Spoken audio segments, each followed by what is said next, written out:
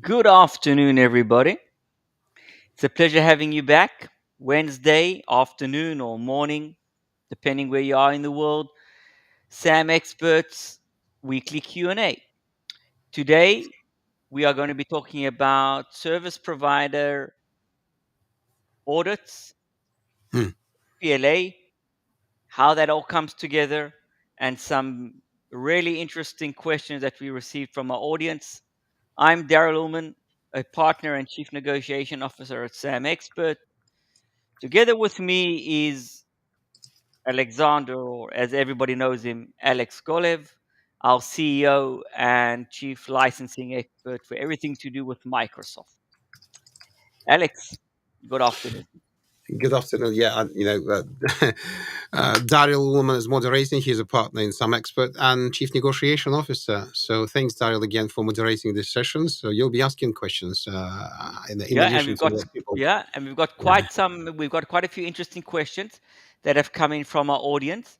But as always, please don't hesitate to drop your questions. And if we do have time, we are restricted to 30 minutes. We will answer additional questions. And if not, as always, please ask at samexpert.com. Again, ask at samexpert.com. Drop us your email, your query. Go to our website, send us those questions, and we'll definitely get back to you. I can just tell you from personal experience, we get anywhere between 5 and 10 general licensing queries a week that we always answer. No cost, of course, because that's part of what we do. We give back to our Community. followers and to our community. So, Alex, let's just kick off because, as we know from previous sessions, time flies, and we've Oh, really got and we've got quite a few things to cover today. So, Dara, we want to talk about mainly audits because for some reason that's become a hot topic over the last few months. And I would say the majority of the questions that we have for the SPLA slash hosting ISV, SAS community is really around audits. So something's happening there. So first of all, I would love to hear your comments, what you're seeing in the market. Don't tell if you're being audited or not because it's confidential, but let yeah. us know what you're hearing or seeing. From my experience, we're seeing a huge increase, at least in Europe, around Microsoft SPLA audits, and it's becoming a I don't know, an issue for many providers. So let's start off Hmm. with some let's call it warm up questions, Alex. Yeah. I want to start off with the first question that always comes um, to mind, or the first concern is, okay, I get an audit letter. Mhm. Do I need to initiate the audit immediately? Like, I get the audit letter. Do I need to set a call within a few days and then in a week or two really start providing information to the auditor, or do I have some leeway there? You have 30 days from the reception of the letter. The way it's actually worded is quite interesting. So all it says is Microsoft is required to send you a notice 30 days prior to the initiation of the audit. So you can't really, unless there are exceptional circumstances, so it's not a categorical no, but normally 99.9% cases, you will not be able to push back and say, no, you can't audit us. So as I said, unless you have exceptional circumstances, this is how it works. They send you a letter and they try and set up a meeting in like a week and 10 days. You actually have 30 days.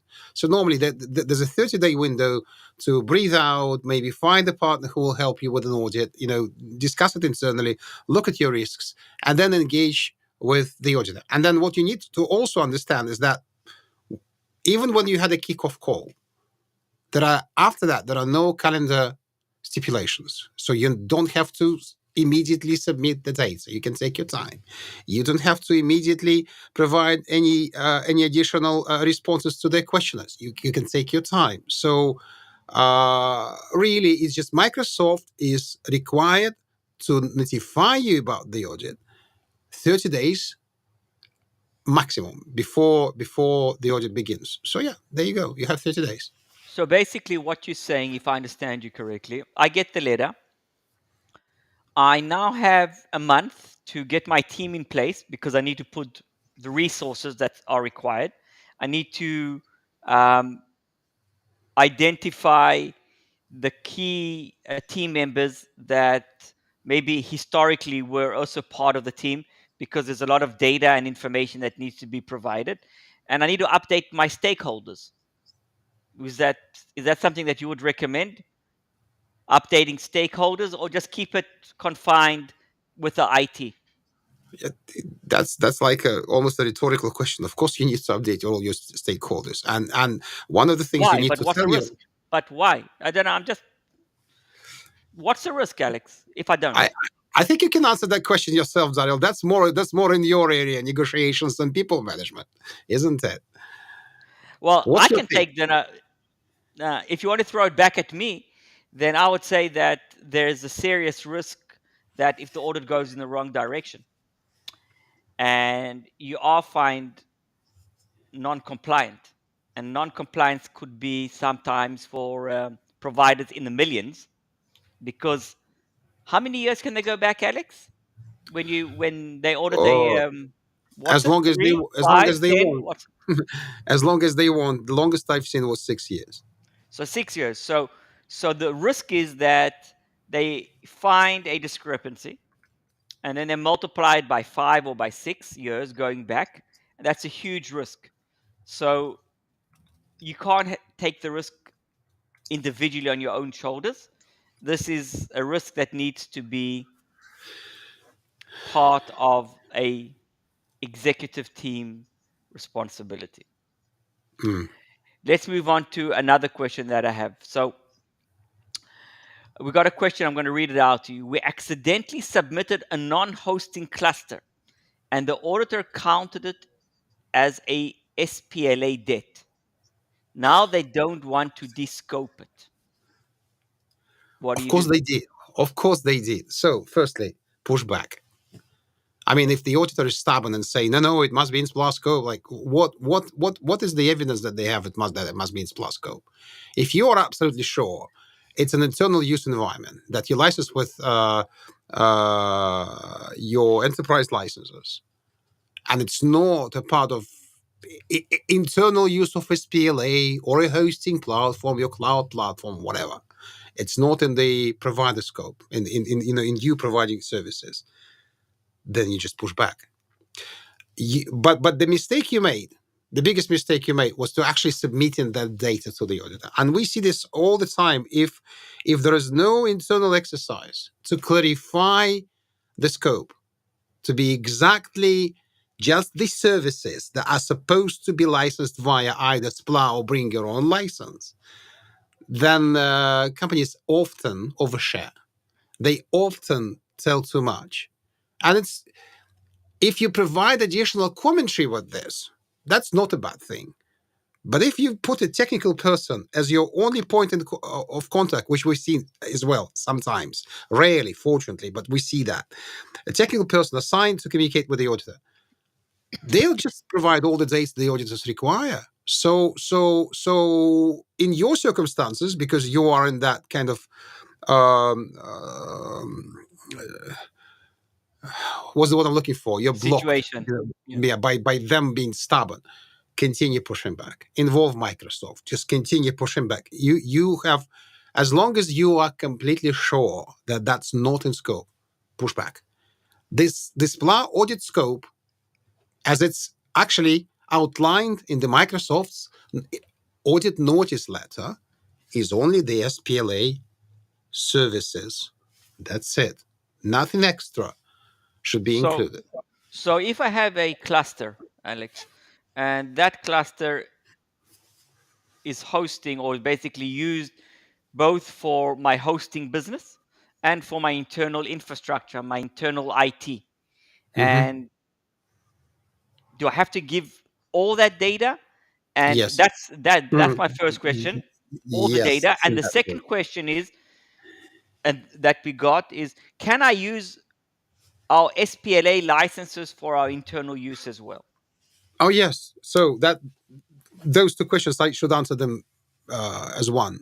Please. SPLA allows using licenses for internal use as long as the formula is a bit vague though, because it says as long as your internal use is not more than 50% of all your and customers combined. Honestly, from the worst case point of view, I read it like your internal use should not be more than one third. So 50% of what your other customers use. That's the calculation, and that's fine. But then again, if you going back to the first part of the question, if you mix internal use and hosting in one cluster, that cluster becomes shared use. Therefore, you must use again either SPLA or bring your own license. And it's a bit perverted in this case, but please understand this. You bring in your own enterprise licenses to your own cloud platform. So you treat yourself again as almost like as an external customer. And by the way, you must pay for all these licenses as well. So it's not a free usage. It's not like you're allowed to use up to 50% of the SPLA licenses for free. No, you must report them. You are essentially hosting yourselves on that platform. That I hope it makes sense. It does. So But then what's the best practice? Is there a best uh, practice? the best practice is if you deploy your resources on hosting clusters, make sure you understand why you're doing that. So is it really the best licensing strategy for you to license those virtual machines via SPLA? Or bring your own. Well, I wouldn't even, to be honest, I wouldn't even go into bring your own license for yourselves. But let's just make it pure SPLA. Understand why you're doing that. Why wouldn't you deploy the same virtual machines on your normal internal use classes where you use your commercial licenses?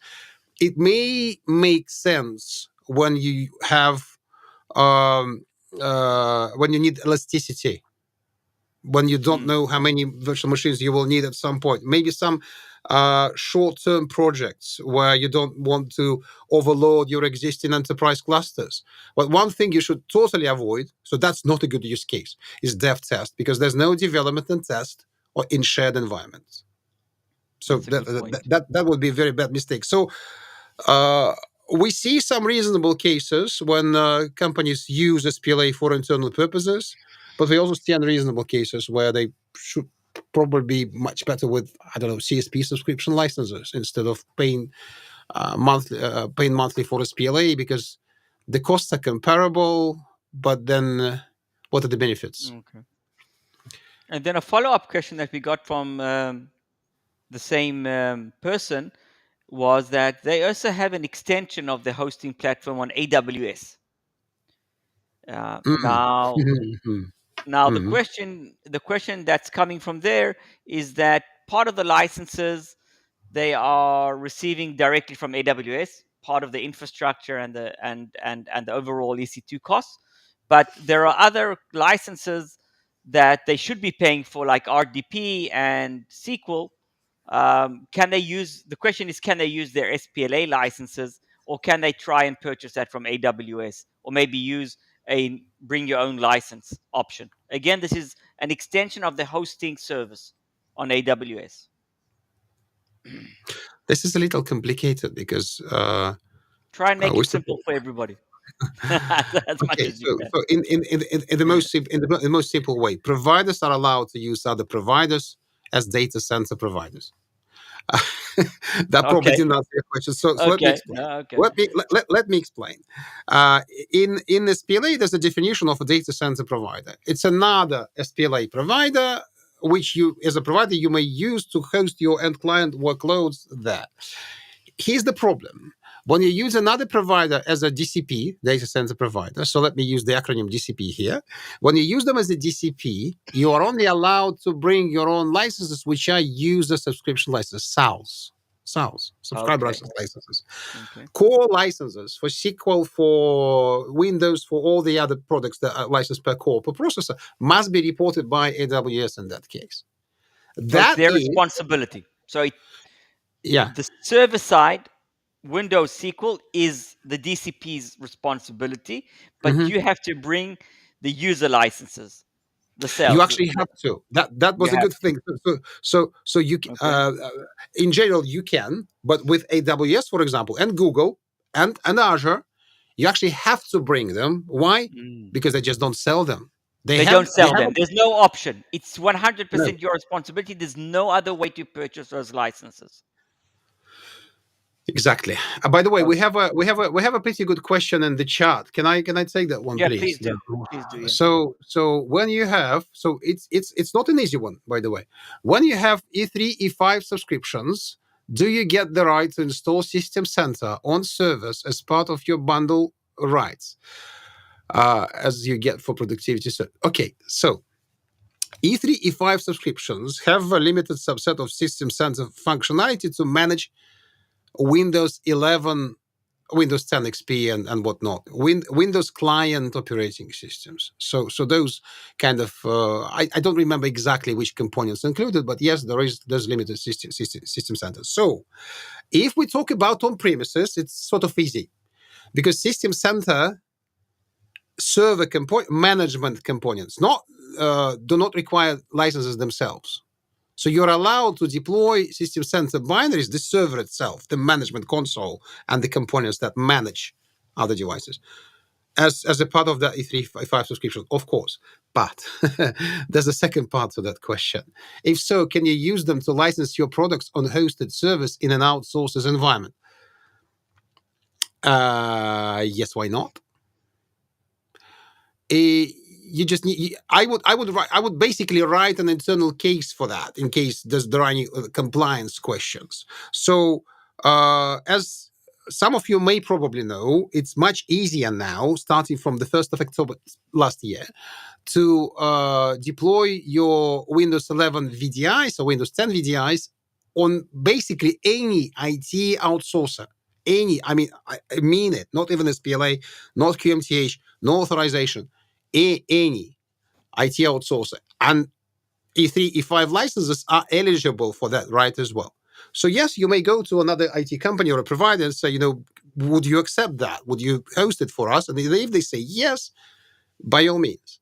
And you will probably want to manage those VDIs with your system center. Why not? Why not? Because those are subscription licenses. System center server components do not require licenses themselves. Therefore, I don't see a problem here at all. Maybe there's a small print which I haven't seen yet, but just judging very kind of high level, judging by what I can see in this question, if you have any pushback from your provider, if you have any doubts, please reach out to us via ask@SAMexpert.com or send us a message through either one of our websites, either through the main website or through the academy, and let's talk. Let's talk. I'd like to see the other side's arguments in this case. But again, my opinion is do that. So first of all, thank you, Yadal, for that question. I'm sure that it's relevant for many of the participants today. And going on to our next question, Alex, it's regarding SPLA licenses that you resell to an end customer that actually has their own hosting environment and they are purchasing SPLA licenses from you. So the scenario that was described here is as follows. We have a customer that basically hosts their own servers for their customers, but they are not a SPLA reseller. They're not a SPLA provider. So they purchase the SPLA licenses from us and they Not utilize from them us. or sorry, So just to not from caveat, us. it's not from us, Not but from it's us. just We don't resell licenses. No, they purchase it from their partner or from their SPLA provider. And then the question is, who has the licensing compliance responsibility? The customer that actually that purchased the licenses and is hosting the environment, or the party that actually sold the licenses to the hoster? Okay, so actually that scenario is totally non-compliant. So somebody who wants to provide hosting services needs to become an SPLA provider. So in that case, as you had described it right now, if somebody wants to host something on SPLA and they're not themselves SPLA and they take something from another SPLA provider, potentially this is a workable solution, but then they themselves are not a provider. Still, the provider from whom they take the licenses is the provider, and they are. This is complicated. I'm not saying. Sorry, let me retract my non-compliant bit. This is possible, but extremely complicated, because then this company that is the kind of end provider contractually becomes at the same time an outsourcing company for that SPLA provider, just to be able to bring those licenses to their estate. And then also they must become a services reseller for the same company. So possible, but crazy. The other scenarios that we see is when it's an end client and they just don't want to buy licenses, and they want to, or they just looking for ways to be more flexible, and they go to a provider and say, we want to use SPLA for our own use as a commercial company, like a doctor's office, a bank, a retail company. They just want to use flexible licenses, but on their premises. That is also possible. But here's the problem. They can't just buy licenses. Providers are not really allowed. There's an interesting conundrum here.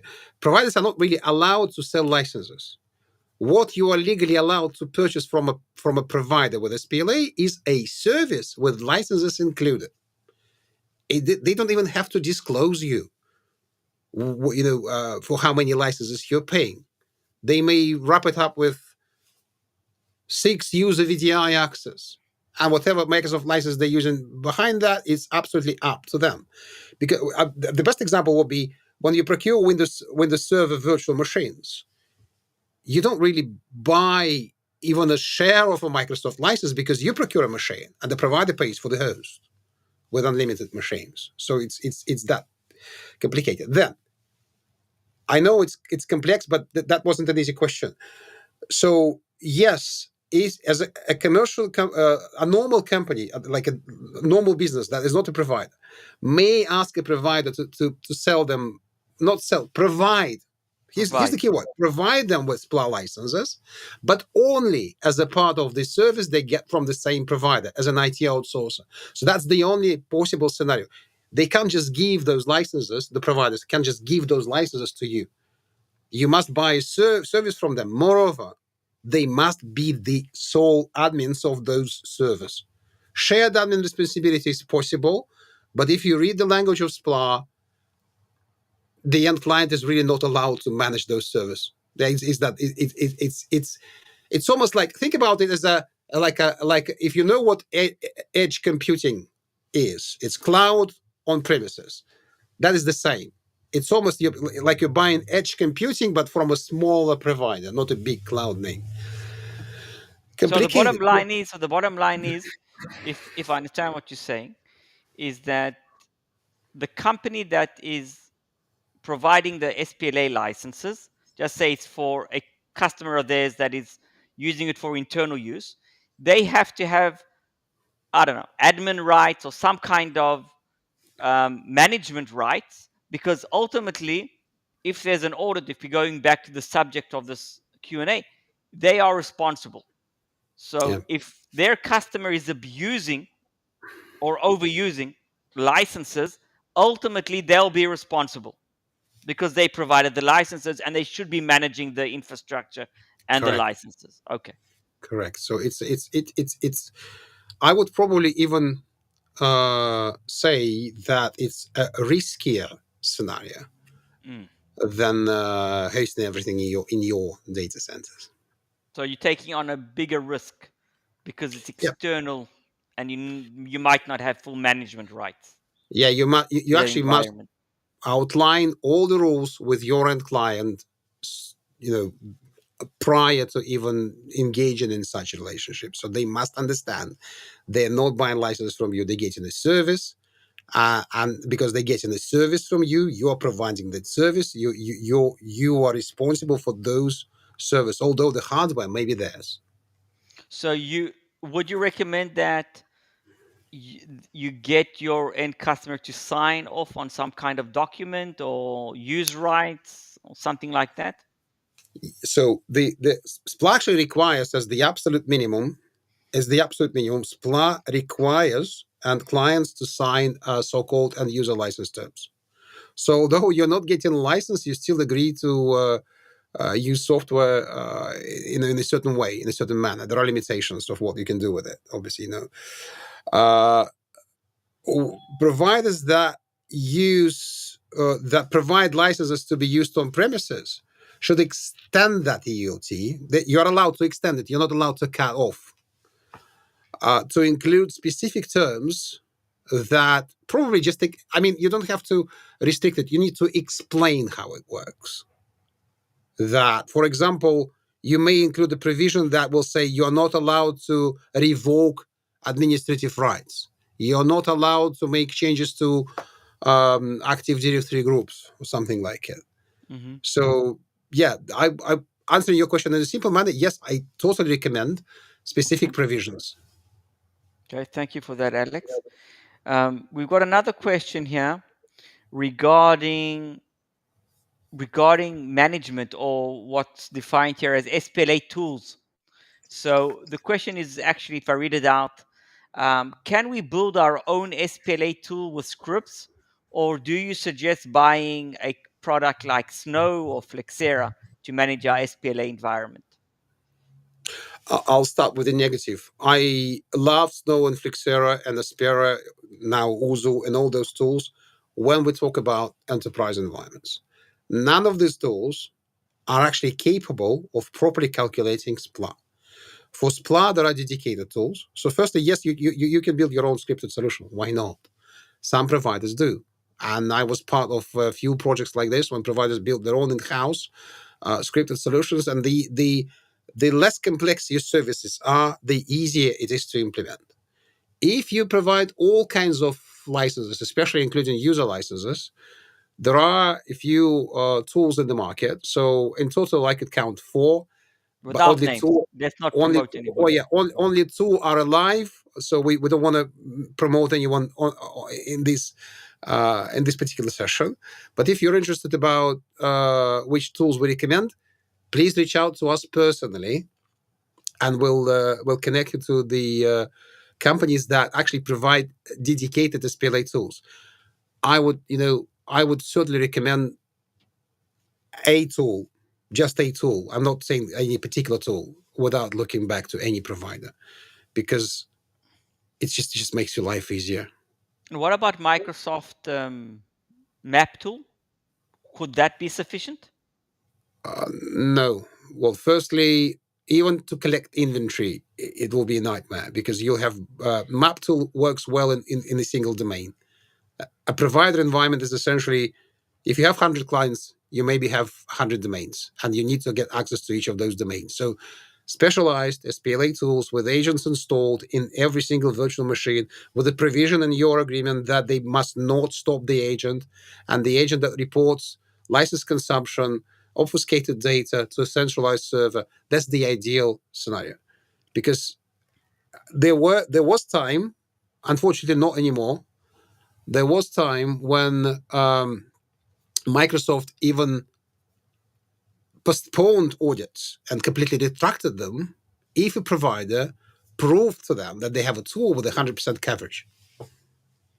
That's ideal.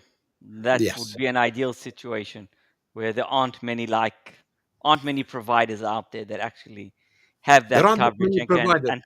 can prove that kind of compliance. Alex, I want to thank you. We have come to the end of our session.